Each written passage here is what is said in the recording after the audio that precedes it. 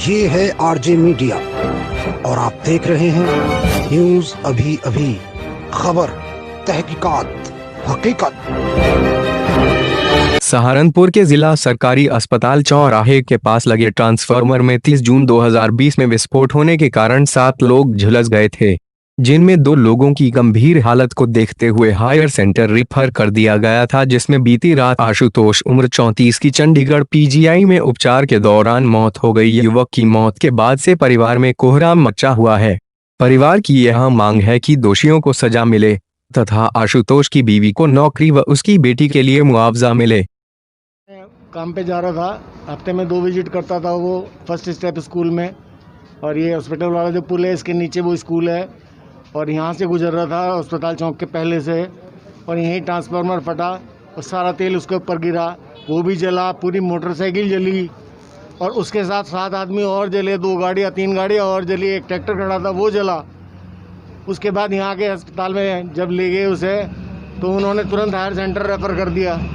Higher centre Chandigarh में 30 तारीख को इसे पहुँचा दिया गया था, वहाँ उन्होंने आईसीयू में रखा 18 दिन, कल उसकी डेथ हो गई 19वें दिन। और मेरे परिवार में मैं, मेरी वाइफ, अब वो मेरा बेटा जो अब नहीं है वो, उसकी एक बेटी 5 साल की, मेरी वाइफ, और एक मेरा छोटा बेटा भी है। बस ये हैं हम सब परिवार में। अब उसके परिवार का पालन पोषण भरण पोषण करने के लिए मैं क्या करूँगा? मैं बड़ा लाचार हो गया। 15-20 साल से मुझे शुगर है, मेरी आँखों की रोशनी कम हो गई, नहीं तो मैं ही कुछ कर सकता था। मेरी उम्र 61 साल है और अब मैं अब शारीरिक रूप से और आँखों से स्वस्थ नहीं हूँ जो काम करने लायक हूँ।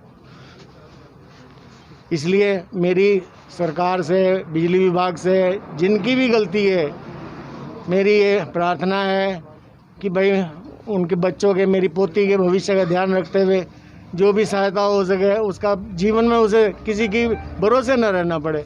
मेरी बहू को नौकरी मिल जा, कुछ हो जा, मेरा उसका ऐसा हो जाए कि परिवार चलता रहे उनका, वो रुके नहीं। बस के एक बहुत ही नवयुवक, नवोदित हमारे साथी थे, जिनकी बहुत ही दुर्भाग्यपूर्ण स्थिति में बिजली विभाग की लापरवाही के कारण दर्दनाक मौत हुई। लगभग 20-25 दिन पहले जब वो अपनी मोटरसाइकिल पे जा रहे थे, अस्पताल चौक के पास जाम में गाड़ी खड़ी थी, अचानक एक ट्रांसफार्मर फटता है और उसकी तेल से वो 90% बर्न हो जाते हैं। उन्होंने हेलमेट पहन रखा था, जिसकी वजह से सिर और उनका फेस बच गया और पूरा शरीर उनका जल गया। वहाँ से वो पैदल भागकर इमरजेंसी तक गए, वहाँ से उन्हें रेफ़र कर दिया गया हायर सेंटर के लिए, और हायर सेंटर में जाते हुए चंडीगढ़ में उनका लगातार आईसीयू में एडमिट रहकर इलाज कराया गया, परंतु तब भी उन्हें बचाया नहीं जा सका। कितना पैसा इलाज में खर्च हो गया, परंतु सरकार संवेदनहीन बनी रही और कोई पैसा विभाग के द्वारा उसमें नहीं दिया गया।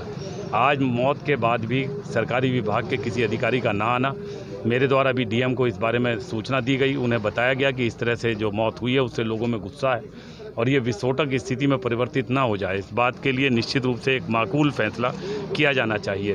विभाग के द्वारा क्या प्रावधान है क्या नहीं, परंतु हम लोगों की मांग है कि एक बच्चा जिसकी मात्र 34 साल की उम्र हो, जिसके 3 साल की बच्ची हो, और उसका अगर निधन इस तरह से होता है तो उसका पूरा परिवार, उसका जो पिता हैं वो भी उसी के ऊपर डिपेंड थे, उसकी जो बिटिया है और उसकी पत्नी, तो उसकी पत्नी को सरकारी नौकरी दी जाए और एक समुचित राशि उन लोगों को दी जाए जिससे वो अपने परिवार का पालन पोषण कर सकें। और जो हादसा हुआ है उस बात के लिए जांच बैठाकर उन तकनीकी अधिकारियों का जिनकी लापरवाही से ट्रांसफार्मर फूका है, उनकी जांच कराकर उनके खिलाफ कार्रवाई की जानी चाहिए। 34 साल के लड़के की जो अकाउंटेंट था, अच्छी खासी नौकरी कर रहा था, सरकार की लापरवाही की वजह से उस बच्चे की जान चली जाए, इससे ज़्यादा शर्मनाक चीज़ इस सरकार के लिए कुछ हो नहीं सकती। एक आदमी मोटरसाइकिल पर चलकर जा रहा है, ट्रांसफार्मर फट जाता है, कहाँ था बिजली विभाग? कहाँ थे वो जेई जो हर दूसरे दिन दरवाजे खटखटा कर लोगों से उनके बिल मांगते हैं, अपनी जेबें भरते हैं? वो जेई कहाँ थे? कहाँ थे बिजली विभाग के वो अधिकारी? जब बिल लेने का टाइम आता है तो वो लोगों के सरों पर पुलिस लेकर चढ़ जाते हैं, और जब लोगों की जानें जा रही हैं तो उन्हें पूछने तक नहीं आया कोई बिजली विभाग से। किसी बिजली विभाग के अधिकारी ने इतनी भी जहमत नहीं करी कि इनके पास जाके पूछ ले, भाई तुम्हारा बेटा जिंदा है मर गया? 18 दिन वो लड़का पीजीआई में पड़ा रहा, एक आदमी ने आकर उन्हें पूछा नहीं, बिजली विभाग का एक आदमी इनकी तरफ नहीं गया। और शर्मनाक चीज़ ये है कि वो ट्रांसफार्मर 18 दिन पहले फटा था, 2 दिन पहले हटा है। अगर उसमें खुदा न खास्ता कोई और दिक्कत होती तो कौन जवाब देगा?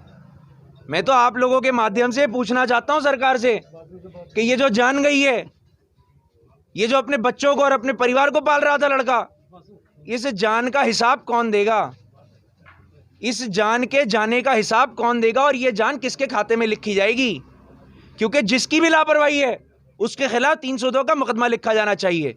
इस तरीके से काम नहीं चल सकता कि अपनी लापरवाही में लोगों की जानें जाती रहेंगी और कोई पूछने वाला नहीं होगा और कोई बताने वाला नहीं होगा।